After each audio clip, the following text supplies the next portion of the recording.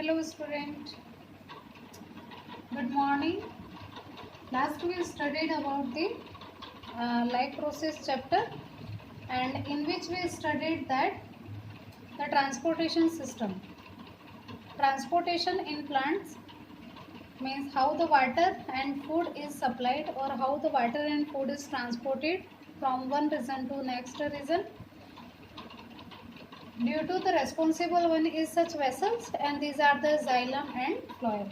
The xylem it help to transport the water and minerals. और किस तरह से वाटर और मिनरल्स का ट्रांसपोर्टेशन करता है, that I teach you in my previous class. Today we start translocation. As I told you, मैंने आपको ट्रांसलोकेशन भी एक्सप्लेन किया था. Translocation is a process in which the transportation of food from one cell to the another cell. ये एक ऐसा process है जिसमें से फूड का ट्रांसपोर्टेशन होता है, और ये कैसा है, बाई डायरेक्शनल होता है. It is a by directional process. By directional it means from green part two non green part. Means plant में कुछ पार्ट्स ऐसे भी होंगे जो अपर साइड पर नॉन ग्रीन है, तो उस ग्रीन से नॉन ग्रीन तक, और कुछ लोअर पार्ट भी होंगे, है ना. तो ग्रीन से नॉन ग्रीन पार्ट तक ट्रांसपोर्ट होना, तो ये बाई डायरेक्शनल है. ऊपर के पार्ट में और नीचे के पार्ट दोनों की तरफ ये ट्रांसपोर्ट कराने में हेल्प करता है. किसका ट्रांसपोर्टेशन होता है, फूड का. तो एक ऐसा प्रोसेस है जो बाई डायरेक्शनल है, फूड का ट्रांसपोर्टेशन करेगा. कहाँ से कहाँ करेगा, green part two non green part. इसके लिए रेस्पॉन्सिबल क्या है, तो कुछ वेसल्स है जो फूड के ट्रांसपोर्टेशन में हेल्प करते हैं, and that is phloem tissue. और मैंने आपको फ्लोएम के बारे में बताया था. Phloem it consist the 4 element: sieve tube cell, companion cell, phloem parenchyma और फ्लोएम फाइबर. मेन जो फंक्शन है किसका है, sieve tube cell and companion cell. Sieve tube cell जो है वो ट्रांसपोर्टेशन में हेल्प करती हैं फूड के, और कैम्पेनियन सेल जो है सीवी ट्यूब सेल की फंक्शनिंग पे कंट्रोल करने का काम करती है. मैंने लास्ट टाइम एक डायग्राम ड्रॉ किया था.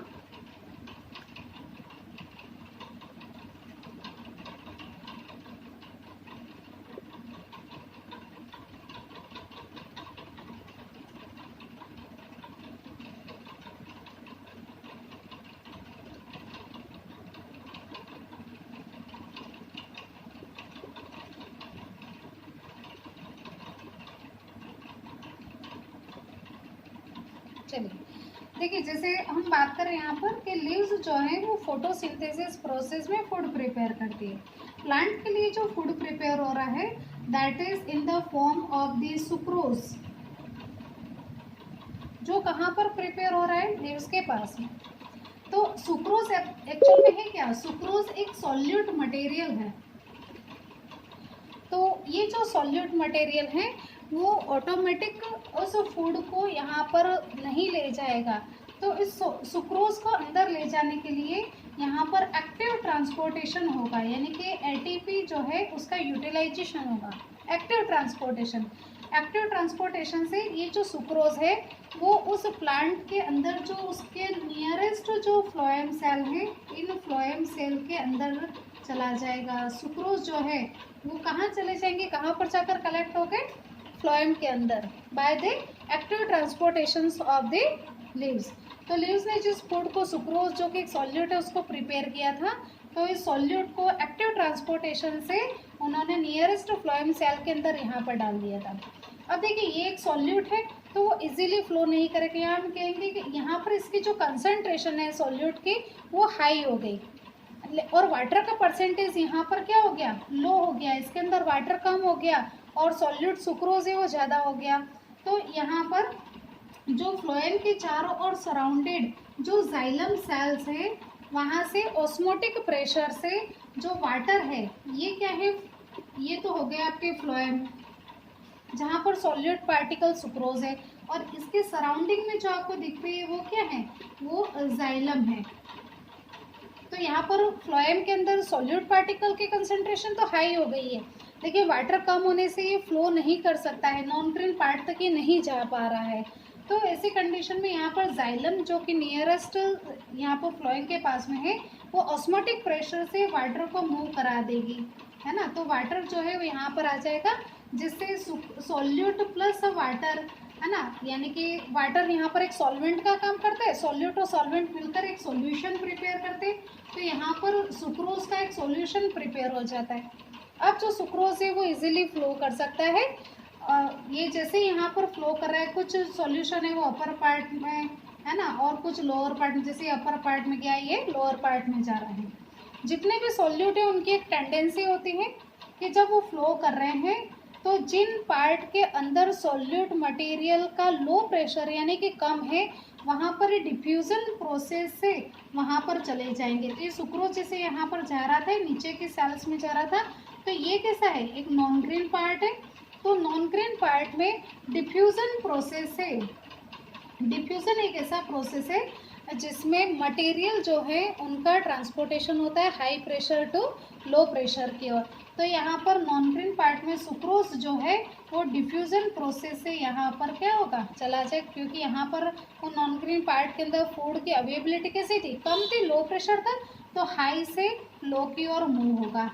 फिर देन नेक्स्ट, अब जैसे यहाँ पर जा रहा है तो यहाँ पर भी ये नॉन ग्रीन पार्ट है, तो इस नॉन ग्रीन पार्ट के अंदर भी ये जो सॉल्यूट है वो डिफ्यूज़न प्रोसेस से इसके अंदर चला जाएगा।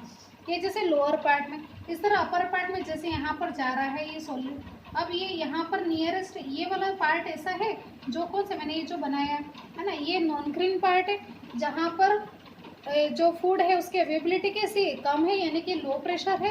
तो ये सॉल्यूट जब यहाँ ऊपर के सेल में जा रहा है, यहाँ डिफ्यूज़न प्रोसेस से वो उस नॉन ग्रीन पार्ट में फूड की अवेलेबिलिटी करा देगा। तो इस तरह से फ्लोएम टिश्यू जो है वो ट्रांसलोकेशन में या ट्रांसपोर्टेशन में हेल्प करते हैं। किसका ट्रांसपोर्टेशन करते हैं, तो ये फूड के ट्रांसपोर्टेशन में हेल्प करता है।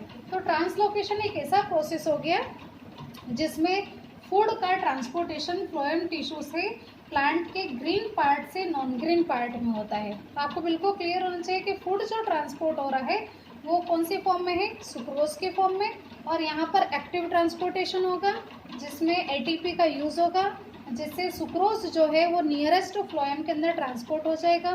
फ्लोएम के अंदर सॉल्यूट पार्टिकल की जो टेंडेंसी है, उसकी कंसंट्रेशन है हाई हो गई, वाटर लो है, तो ये इजीली वो फ्लो नहीं कर सकता है। तो उसके सराउंडिंग जो जाइलम है वहाँ से उसको ऑस्मोटिक प्रेशर से वाटर मिलेगा, सॉल्यूट वाटर के अंदर डिजोल्व होकर एक सुक्रोज का सॉल्यूशन प्रिपेयर करेंगे।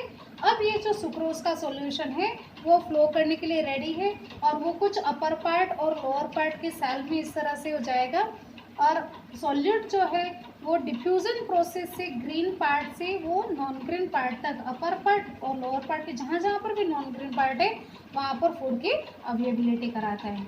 Is it clear? It means देखिए हमने लाइफ प्रोसेस के 3 प्रोसेसेस जो है वो कंप्लीट कर दिए। फर्स्ट न्यूट्रिशन यानी कि फूड हमारे बॉडी को इसके रिक्वायरमेंट है, क्यों जरूरी है, एनर्जी के लिए।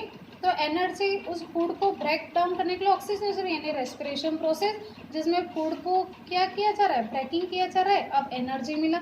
अब एनर्जी को एक्चुअल में करना क्या है, तो प्लांट के मतलब जितने भी लिविंग ऑर्गेनिज्म है उनमें उनका ट्रांसपोर्टेशन होना जरूरी है।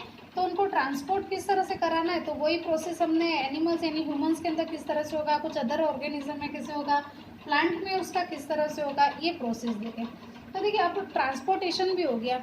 अब कुछ वेस्ट मटेरियल हैं जो बॉडी के अंदर बन रहे हैं, तो वेस्ट मटेरियल का किस तरह से यहाँ पर एक्सक्रीशन होगा, यानी कि उनको वेस्ट मटेरियल बॉडी में नहीं रह सकते हैं, ये अगर टॉक्सिक सब्सटेंस का काम करते हैं उनको बॉडी से बाहर एक्सक्रीट करना जरूरी होता है। तो लास्ट हम पढ़ेंगे लाइफ प्रोसेस का एक्सक्रीशन, हमें plant as well as animal दोनों के अंदर इस प्रोसेस को पढ़ना है। Is it clear? So next we start excretion.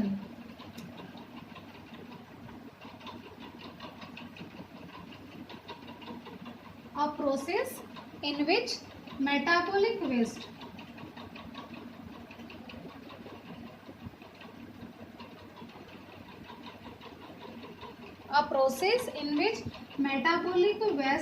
excrete, that is called the excretion। एक ऐसे प्रोसेस या कुछ ऐसे मेटाबॉलिक वेस्ट है ना जो हमारे बॉडी में टॉक्सिक सब्सटेंस का काम करते हैं, ऐसे वेस्ट को बाहर निकालना, और उसी प्रोसेस को हम कहते हैं एक्सक्रीशन। देखिए मेटाबॉलिक वेस्ट, तो मेटाबॉलिक प्रोसेस कौन सा हो गया, रेस्पिरेशन। तो रेस्पिरेशन में बनने वाला एक्सक्रीटरी मटेरियल क्या है, CO2 है ना। उसी समय जो स्वेट जो है, वाटर जो है, वो भी हमारी बॉडी से एक्सक्रीट होता रहता है, ठीक है। इसके अलावा हम बात करें यहाँ पर कि कुछ ब्लड वेसल्स जो होते हैं, ब्लड वेसल जो है वो भी एक्सक्रीट करना जरूरी होता है, उनको भी डैमेज करना जरूरी होता है। तो उनको एक्सक्रीट किस तरह से, ब्लड वेसल किस तरह से एक्सक्रीट होते हैं, तो डीऑक्सीजनेटेड ब्लड की फॉर्म में ये हमारी बॉडी से एक्सक्रीट होते रहते हैं, बाहर निकलते हैं। CO2 बाहर निकल जाएगा, वापस उसका प्योरिफिकेशन होगा, like this. And such ammonium, या फिर हम कह सकते हैं नाइट्रोजीनियस वेस्ट, ऐसा कह लेते हैं। अमोनिया की जगह भी हम ऐसा बोले nitrogenous waste.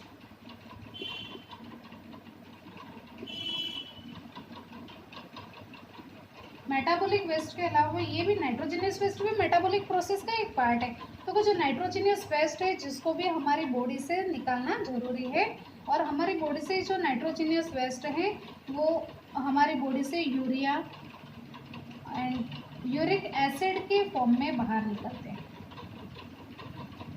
Urea and uric acid. तो एक ऐसा प्रोसेस जिसमें मेटाबॉलिक वेस्ट को बॉडी के बाहर एक्सक्रीट किया जाता है, उसी प्रोसेस को हम बोलते हैं एक्सक्रीशन। तो हमारी बॉडी से कुछ नाइट्रोजीनियस वेस्ट जो है, यूरिया, यूरिक एसिड, इनको एक्सक्रीट कराना जरूरी है। इस तरह CO2, वाटर, कुछ ब्लड वेसल और कुछ दूसरे भी ऐसे कुछ हो सकते हैं मटेरियल जो वेस्ट हमारे बॉडी में बनते हैं, उन सभी का एक्सक्रीशन कराना, उनको बॉडी से बाहर निकालना, क्योंकि हमारे बॉडी के लिए एसेंशियल नहीं है। तो अब इनको एक्सक्रीट कराने में हेल्प कौन करता है, तो हम पहले एक्सक्रीशन प्रोसेस पढ़ते हैं in animal, excretion in human, है ना, या फिर हम अलग अलग ऑर्गेनिजम्स की हम बात करें, ठीक है। जो सिंपलर लेवल के ऑर्गेनिजम्स हैं जिनकी बॉडी वेल डिफाइंड नहीं है, ऐसे ये वाले जो ऑर्गेनिज्म है वो जनरली अपने सेल मेम्ब्रेन या स्किन के थ्रू ही वेस्ट को बॉडी से बाहर निकालने में हेल्प करते हैं। फॉर एग्जांपल जैसे यूनिसेलुलर ऑर्गेनिज्म अमीबा के अंदर हमने एंडोसाइटोसिस प्रोसेस देखा था कि किस तरह से वो बॉडी के अंदर ले रहा है फूड को और किस तरह से एक्सक्रीट कराता है। तो वो सेल मेम्ब्रेन जो होती है वो वापस ब्रस्ट हो जाती है, वहीं से निकलता है। तो हम कह सकते हैं सिंपलर ऑर्गेनिज्म में वेस्ट मटेरियल या जो एक्सक्रीटरी मटेरियल जो है वो स्किन के थ्रू बाहर निकलते हैं, ठीक है। कुछ ऑर्गेनिजम्स ऐसे हैं जिनमें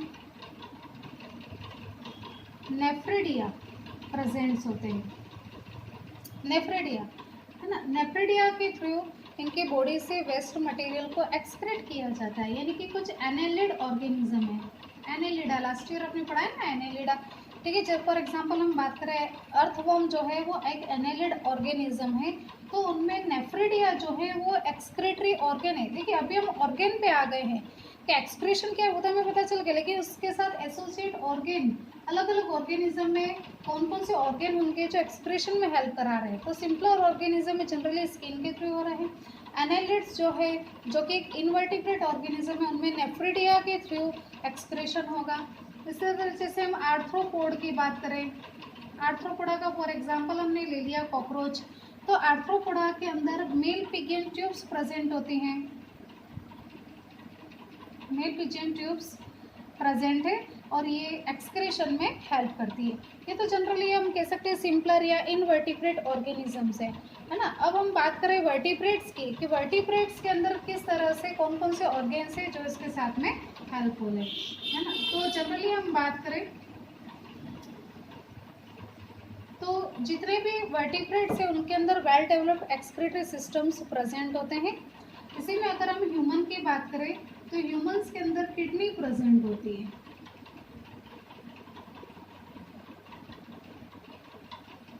है ना। किडनी जो है वो एक्सक्रीटरी ऑर्गेन का काम करता है, ये मेटाबॉलिक वेस्ट को फिल्टर करता है और उस फिल्ट्रेट मटेरियल को फिर हमारी बॉडी से ये बाहर एक्सक्रीट कराने में हेल्प करता है। तो किडनी क्या है, एक एक्सक्रीटरी ऑर्गेन का काम कर रहा है, यहाँ पर वो फंक्शन कर रहा है, ठीक है। तो यानी कि फंक्शनल है, ये फंक्शनिंग करा रही, क्या फंक्शनिंग करा रही है, तो फिल्ट्रेशन का काम करती है। तभी किस तरह से करती है उस स्ट्रक्चर को हमें यहाँ पर देखना है कि ह्यूमंस के अंदर एक्सक्रीटरी सिस्टम क्या है, उसके मेन कंपोनेंट्स क्या क्या हैं। देखिए अगर हम किडनी की बात करें तो किडनी जो है वो पिन शेप्ड होती है पिन शेफ्ट, ठीक है। और हमारी जो राइट वाली किडनी है वो थोड़ी सी नीचे, और लेफ्ट वाली जो किडनी है वो ऊपर की ओर होती है। राइट किडनी नीचे है और लेफ्ट वाली ऊपर की ओर है। ऐसा क्यों है? रीज़न क्या है? एग्जाम में पूछा जाता है, व्हाट इज़ द रीज़न। ऐसा क्या है कि राइट वाली किडनी नीचे, ये राइट किडनी है और ये लेफ्ट है।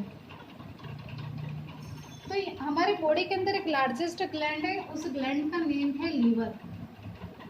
तो लार्जेस्ट ग्लैंड के कारण हमारी ये जो किडनी है, कौन सी वाली? राइट वाली जो किडनी है वो थोड़ी सी स्लाइटली नीचे की ओर है, थोड़ा सा वो नीचे की ओर है। तो ये थोड़ी सी हमें ऊपर नीचे की तरफ ऐसे दिखे, जैसे ये दो किडनी है तो वो कुछ इस तरह से दिखेंगे आपको कि राइट वाली है थोड़ी नीचे और लेफ्ट वाली है थोड़ी सी ऊपर। थोड़ा सा हमें दोनों में डिफरेंस नज़र आता है। तो राइट एंड लेफ्ट किडनी यानी वन पेयर हमारे एक्सक्रीटरी सिस्टम के अंदर वन पेयर किडनी होती है। ये तो हो गई आपकी किडनी जो बिन शेप्ड है,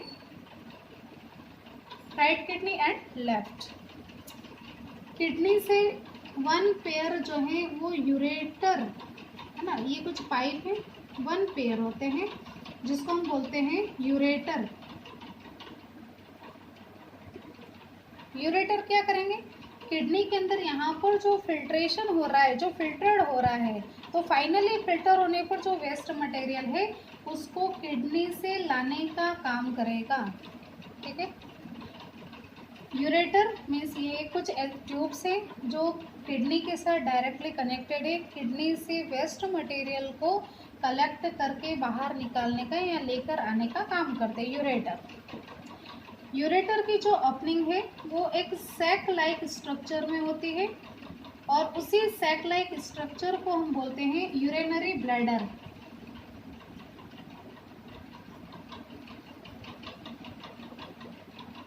यहाँ से जो यूरिन आ रहा है उस यूरिन को कलेक्ट करके लाने का काम तो यूरेटर कर रहा है, और यूरेटर फिर लाकर उसको कहाँ डालता है, यानी कि यूरेटर का जो कनेक्शन है वो किडनी और यूरिनरी ब्लैडर दोनों के साथ में है। तो यहाँ पर जितना भी जो वेस्ट मटेरियल यानी कि जो ला रहे हैं, यूरिन ला रहे हैं, उस यूरिन को यहाँ पर इस ब्लैडर यानी कि जो एक सैक लाइक स्ट्रक्चर दिख रहा है उस सैक के अंदर वो लाकर उसको स्टोरेज का काम करते हैं, है ना। जैसे यहाँ पर यूरिन है वो कलेक्ट होता जाएगा तो ये जो ब्लैडर है वो उसका साइज़ है वो एक्सपांड हो जाएगा, और जैसे हम उसको सिक्रेट कर देते हैं यानी कि एक्सक्रीट किया हमारी बॉडी से, उस यूरिन को निकाला, तो अब उसका साइज़ है वो नॉर्मल हो जाएगा, यानी कि जैसा था वो अपनी एज इट इज़ पोजिशन में आ जाए। तो ये तो हो गया urinary bladder. At the end of the bladder a small opening that is called as the urethra. Small opening है ना। तो देखिए मैंने कहा कि यूरिनरी ब्लैडर जो है वो कलेक्शन करता है, किसका कलेक्शन करता है? तो वेस्ट यानी यूरिन जो एक नाइट्रोजिनियस वेस्ट है उसको कलेक्ट करता है, जिससे इसका साइज एक्सपांड हो गया और हमें इसके ब्लैडर के ऊपर क्या आएगा? प्रेशर आना स्टार्ट हो जाएगा, और प्रेशर आने से मतलब हम अर्ज करेंगे यानी कि उसको एक्सक्रीट करना है बॉडी से, तो उसको एक्सक्रीट कहाँ से किया जाएगा? तो एक स्मॉल ओपनिंग है उसके एंड पर, उसी स्मॉल ओपनिंग को हम बोलते हैं यूरेथ्रा। तो यूरेथ्रा के थ्रू हमारे बॉडी से उस नाइट्रोजिनियस वेस्ट जो कि यूरिन है उसको हम बाहर निकालते हैं, ठीक है। तो ह्यूमन में एक्सक्रीटरी ऑर्गेन कौन कौन से ऑर्गेन्स की हम बात करें तो मेन ऑर्गेन जो है वो किडनी है। तो किडनी का अरेंजमेंट किस तरह से रहेगा, यानी कि हमने पूरा एक्सक्रीटरी सिस्टम जो है वो देखा। तो देखिए यहाँ पर ये वन पेयर आपको किडनी दिख रही है, किडनी के अंदर इस तरह का कुछ स्ट्रक्चर्स होता है,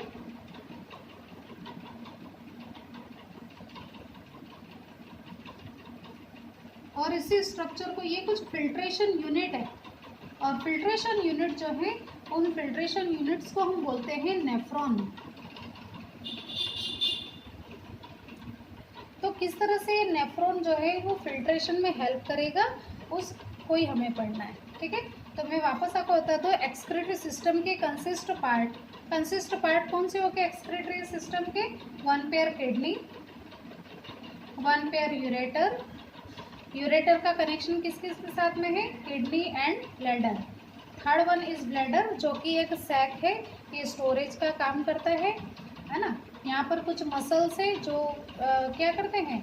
इसको कॉन्ट्रैक्ट और रिलैक्स करते हैं। कौन से मसल से अगर आपसे ये पूछा जाए तो हम कहेंगे नॉन वॉलेंट्री मसल्स है। ये ऐसे मसल्स है जो हमारी परमिशन से स्टॉप एंड स्टार्ट नहीं होते हैं। Non voluntary muscles, these are the muscle which can't stop and start as you want. हमारी मर्जी से यूरिन जो है वो हम चाहें कि हमारी इच्छा नहीं है हम यूरिन को अर्ज ना करें, ऐसा पॉसिबल नहीं है। हमारा इन मसल्स के ऊपर कोई कंट्रोल नहीं है। तो इनवॉलेंट्री एक्शन से यहाँ पर यूरिनरी ब्लैडर के अंदर कॉन्ट्रैक्शन और ऐसे स्टार्ट हो जाता है, जिससे यूरेथ्रा से हम यूरिन को अर्ज करते हैं, उसको बाहर निकालते हैं। तो फोर्थ कंपोनेंट हो गया इसका यूरेथ्रा। तो हम अब मेन हम चीज़ देखेंगे किडनी की। देखिए एक और चीज़ आप देखें कि किडनी जो है इसका जो आउटर पार्ट है ना, जैसे हम किडनी बनाते हैं, ये वाली जो मेम्ब्रेन है that is actually called as the cortex. यानी किडनी के मेन 2 पार्ट्स है, कॉर्टेक्स और इनर पार्ट जो आपको दिखेगा जहाँ पर इस तरह का आपको स्ट्रक्चर नजर आ रहा है, कुछ ट्यूब या ब्रांच दिख रहे, that is called as the medulla. Inner part of kidney is called the medulla and outer part is called as the cortex. तो आपको याद रखने हैं किडनी के 2 पार्ट से कौन कौन से, तो आप कहेंगे external part is called the cortex and inner part that is called the medulla. ठीक है, एक और चीज़ आपको याद रखनी है, रीनल। रीनल टर्म आपको याद रखना है कि रीनल क्या है।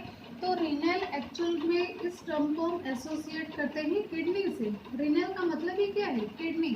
देखिए आपके रीडर के अंदर डायग्राम है जिसमें ऐसा दिया होगा renal artery, renal vein. It means कि ऐसी ट्यूब्स जो किडनी से निकल रही हैं, है ना। तो किडनी से निकलने वाली तो रीनल आर्टरी, रीनल वेन। तो आर्टरी का फंक्शन क्या है, हमें पता है कि हार्ट से ब्लड को लाना। ठीक है, रीनल वेन जो है वो वापस इम्प्योर की सप्लाई जो है वो करती है बॉडी के डिफरेंट पार्ट से लेकर, और फिर उसको ले जाएगी कहाँ, हार्ट तक, ऐसा। तो रीनल वर्ड जो है यहाँ पर जो टर्म्स दिया हुआ है वो किडनी के साथ एसोसिएट है, ये आप बिल्कुल ध्यान रखेंगे। आपको एग्जाम ऐसा भी कह सकता है रीनल सिस्टम बनाइए, तो रीनल सिस्टम यानी कि आपको इस एक्सक्रीटरी सिस्टम की बात कराए। तो चलिए किडनी जो है वो किस तरह से फंक्शनिंग करती है उसके हम फंक्शन की बात करें। तो देखिए इसकी मैकेनिज्म क्या है, यहाँ हम इसका फंक्शन देख लें। सबसे पहले किडनी का मेन फंक्शन क्या है। तो किडनी जो है वो सबसे पहले करती है filtration.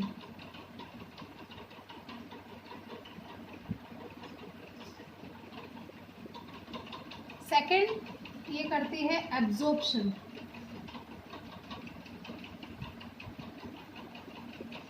And third that is excretion. What is the function of kidney, तो हम कहेंगे कि ये एक्सक्रीशन का काम करती है।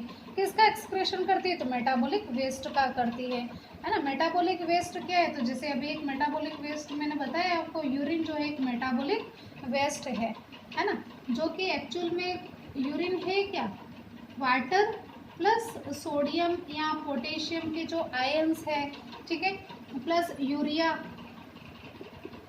है ना। वो वाटर प्लस यूरिया को ही हम एक्चुअल में क्या कहते हैं, यूरिन। और उसमें कुछ अमाउंट जो है वो सोडियम और पोटेशियम आयंस का भी होता है, जो एज अ साल्ट हमारे बॉडी के अंदर प्रेजेंट है। देखिए अब यूरिया क्यों कहा मैंने, क्योंकि जो ह्यूमन्स है वो यूरिकोटैलिक ऑर्गेनिज्म है।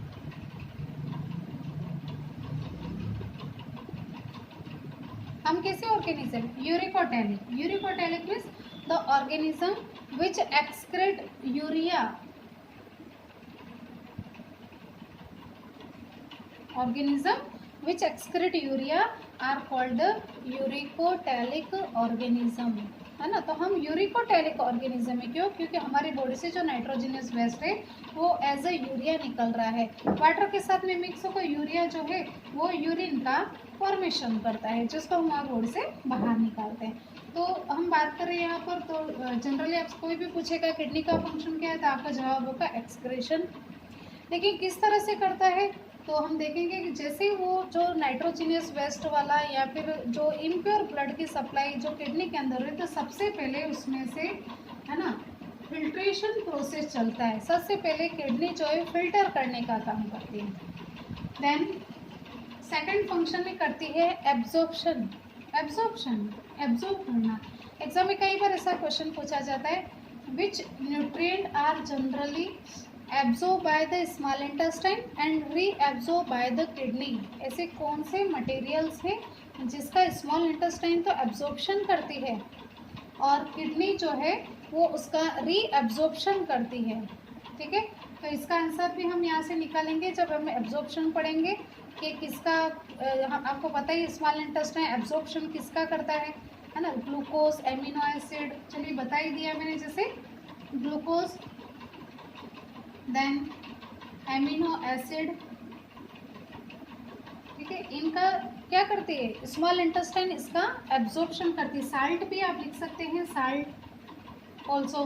तो ग्लूकोज, एमिनो एसिड और साल्ट, लेकिन जनरली ग्लूकोज और एमिनो एसिड एकदम अप्रोप्रिएट आंसर माना जाता है। तो ग्लूकोज, एमिनो एसिड का स्मॉल इंटेस्टाइन एब्जॉर्प्शन करते हैं और जो हमारी किडनी है वो उनका रीएब्जॉर्प्शन करती है, वापस से उनका एब्जॉर्प्शन किया जाता है, इसलिए इसको रीएब्जॉर्प्शन ऐसा कहा जाता है। तो हम बात कर रहे हैं यहाँ पर कि सेकंड फंक्शन करती है एब्जॉर्प्शन का। एंड थर्ड, जब कम्प्लीटली उसका एब्जॉर्प्शन हो गया, अब जो वेस्ट मटेरियल है उसको बॉडी से बाहर एक्सक्रेट किया, तो थर्ड प्रोसेस चलता है एक्सक्रीशन। तो एक्सक्रीशन कैसे होगा, तो ये तीनों फंक्शन में देखना है, how it filtrate, how it absorb and how it excrete. तो देखिए किडनी तो कर रही है, लेकिन किडनी के अंदर कुछ ट्यूबुलर ब्रांच्ड स्ट्रक्चर है जिसको हम बोलते हैं filtration unit. Filtration unit of kidney that is called as the nephron. तो हमें यहाँ पर नेफ्रॉन का स्ट्रक्चर देखना है। ठीक है, nephron,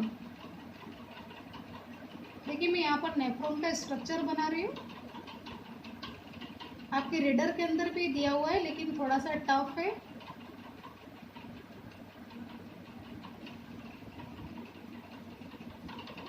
it is called a Bowman capsule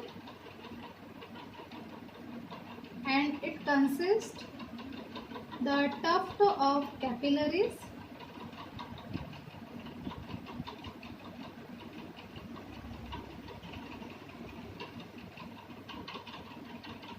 efferent and afferent renal veins and artery, है ना। ये क्या है, Bowman capsule.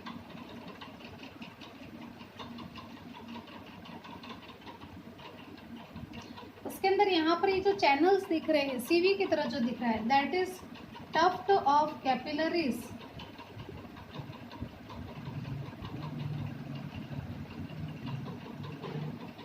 Actually tuft of capillaries इस पार्ट का नेम क्या है, ग्लोमेरुलस।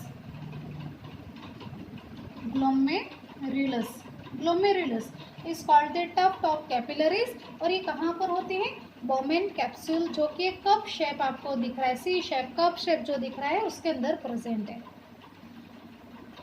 बोमेन कैप्सूल से यहाँ पर जो निकल रही है इसको हम बोलते हैं कॉन्वोल्यूटेड ट्यूब्यूल्स।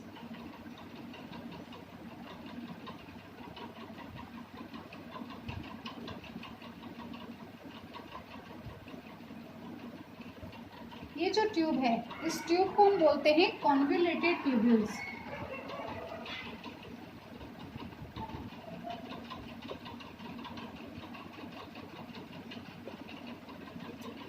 कॉन्वोल्यूटेड ट्यूब्यूल का ये जो पार्ट है वो यहाँ पर एक यू शेप ट्यूब के साथ में ये कनेक्ट है।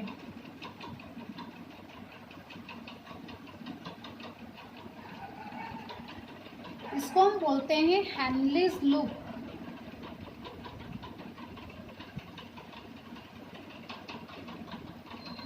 यू शेप आपको जो दिख रहा है दैट इज हैनलेस लूप।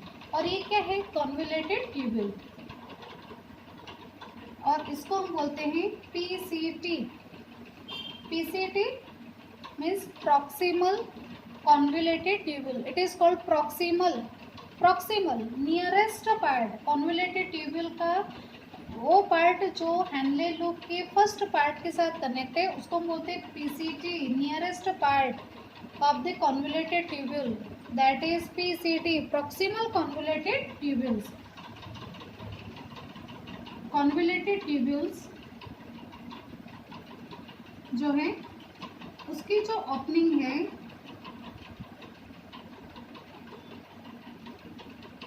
वो एक लार्जेस्ट ट्यूब के अंदर होती है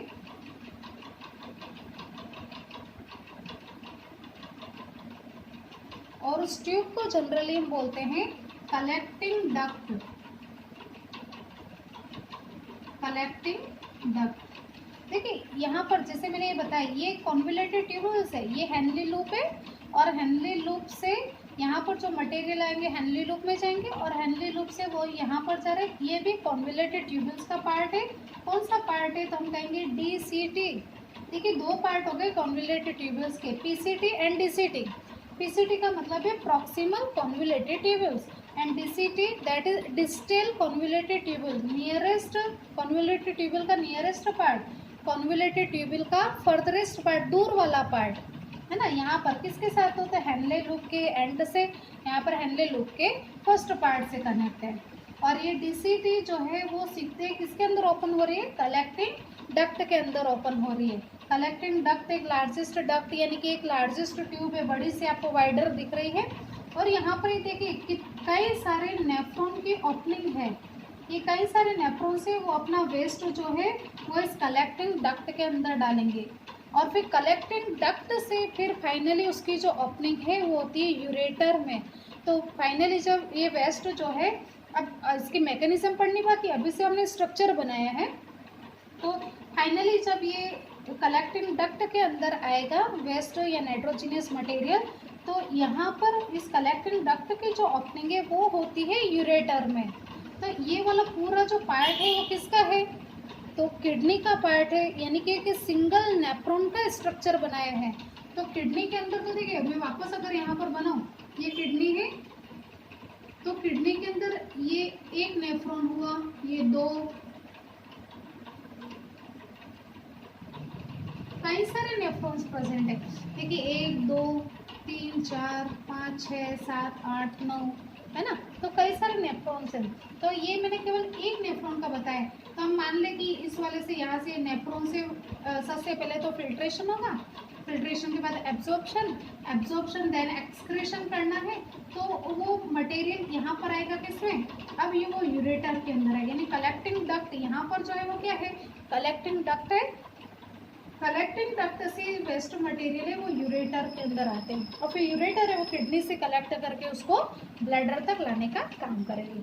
तो इसकी फंक्शनिंग क्या है ना, उस फंक्शनिंग को हम नेक्स्ट पढ़ेंगे, मैकेनिज्म को, कि किस तरह से ये फिल्ट्रेशन करता है, एब्जॉर्प्शन और एक्सक्रीशन होगा।